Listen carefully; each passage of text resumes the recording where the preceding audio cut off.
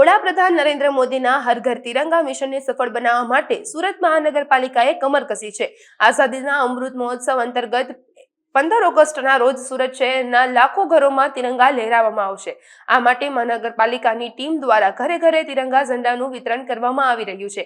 આ વર્ષે હર ઘર તિરંગા હર ઘર સ્વચ્છતાની થીમ સાથે આ અભિયાન ચલાવવામાં આવી રહ્યું છે, જેથી સુરત દેશભક્તિના રંગે રંગાશે અને સ્વચ્છતાનો સંદેશો પણ ફેલાવવામાં આવશે। શહેરના મુખ્ય માર્ગો અને જાહેર સ્થળોને તિરંગાના શણગારથી સુશોભિત કરવામાં આવી રહ્યા છે, જેના કારણે સુરતમાં એક અનોખો દેશભક્તિનો માહોલ જોવા મળી રહ્યો છે। માનનીય વડાપ્રધાનશ્રીના નેતૃત્વમાં અને ગુજરાત સરકારશ્રીના માર્ગદર્શનમાં સુરત શહેરમાં હર ઘર તિરંગા હર ઘર સ્વચ્છતાના થીમ સાથે ખૂબ મોટા પાયા ઉપર વિવિધ કાર્યક્રમો આયોજિત કરવામાં આવી રહ્યા છે।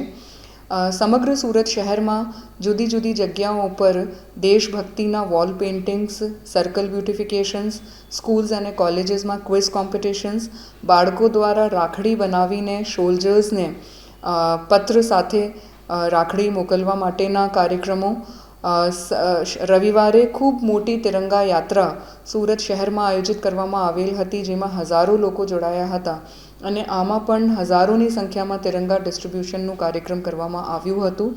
એમના સાથે સાથે કમર્શિયલ એસ્ટાબ્લિશમેન્ટ્સ, સ્લમ વિસ્તારો, ઘરોમાં તિરંગા ડિસ્ટ્રીબ્યુશનનો કાર્યક્રમ કરવામાં આવી રહ્યું છે।